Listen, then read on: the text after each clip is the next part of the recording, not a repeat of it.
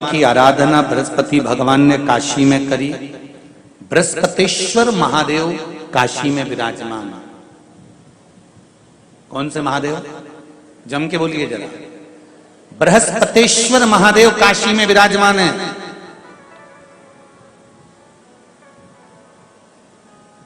जो अंगूठी में पुखराज नहीं पहन सकते, जिनकी भाग्य रेखा उल्टी चल रही हो, बृहस्पति चमक ही नहीं रहा हो, जिस काम में हाथ डालते हैं वो काम पूरा ही नहीं होता हो, तो एक बार काशी जाना, बृहस्पतेश्वर महादेव का स्पर्श करना, उनका अभिषेक पूजन करना और उनका स्पर्श कर कर एक बेलपत्र ब्राह्मण देवता से मांग कर लेकर जाना कि इन बृहस्पतेश्वर महादेव से मुझे एक बेलपत्र दे दो। तुम्हें पुखराज पहना कि नहीं पहना, हीरा रतन माणिक पहना कि नहीं पहना, वो बेलपत्र इतना चमत्कार कर देगी कि जिंदगी में कभी संपदा की कमी आएगी ही नहीं।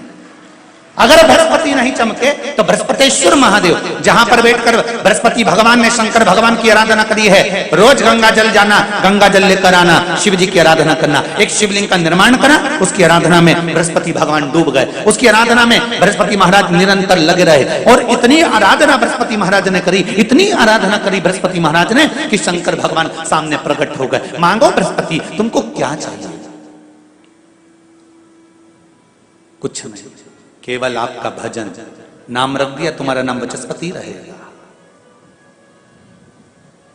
बृहस्पति भगवान का एक नाम बृहस्पति भी रख दिया और तुम साधारण नहीं रहोगे। तुमने मेरी आराधना करी है तो देवताओं के गुरु बनकर विराजमान होगे। अब अभी तक 2 भार इंद्र के पास में थे। बहुत ध्यान देकर समझना ये नवग्रह कथा को। 2 भार थे इंद्र के पास। इंद्र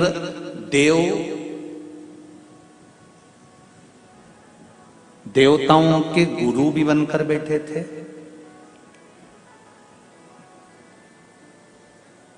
देवगुरु बृहस्पति की जगह पूर्व में इंद्र ही देवगुरु का पद संभाल रहे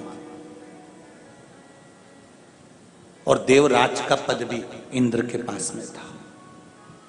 कौन कौन से पद थे? जम के बोलो जरा।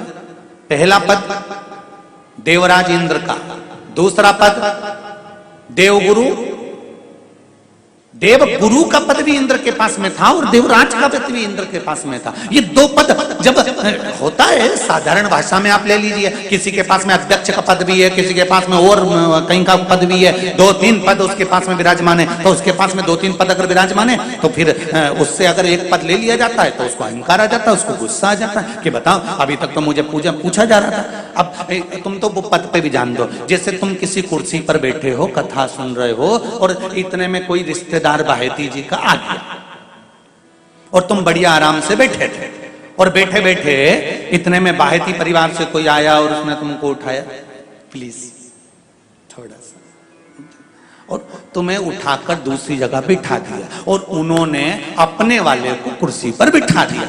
अब बोलो, जो उठा, जिसको उठाया था उसका भगोने जैसा मुंडा हुआ कि नहीं हुआ? अरे बोलो तो। अपन दूर कथा नहीं जाते, कथा अपन अपने ऊपर लेके चलो कि अपन कैसे समझें इस कथा को। बहुत अगर गहन तत्व की कथा सुनेंगे तो समझ में आएगी नहीं। यहाँ से सुनी, यहाँ से निकाल दी, बच्ची कुची दी, ऊपर से निकल गई और मालूम पड़े थोड़ी देर बाद माताएं कुर्सी पे बैठी बैठी। अब फिर तो अपन तो अपने पर लेकर चलो ना कि जैसे कोई, आप कुर्सी पर बैठ गए और इतने में इनके रिश्तेदार कोई आए और आने पर उन्होंने कहा दिया तुम यहाँ से उठो, दूसरी जगह जाके बैठो। इतने में तुमको बुरा लग गया, बुरा लगा, मुंह भगोने जैसा हो गया, गुस्सा आ गया। उसी तरह इंद्र के पास में 2 सत्ता थी, एक देवराज इंद्र थे और दूसरे गुरु का पद भी इंद्र के पास में था। देवताओं के गुरु बनकर इंद्र घूम रहे थे, पर अब उल्टा हो गया। शंकर भगवान ने बृहस्पति महाराज को देवगुरु बना दिया।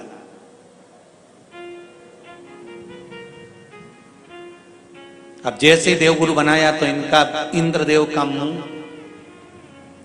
अरे बोलो तो तुम, भगोड़े सा हो गया। कुर्सी उतरी कि मुंह भगोड़ा उड़ा। अब इनका मुंह भगोने जैसा हो गया तो गुस्सा तो गुस्सा। इतने में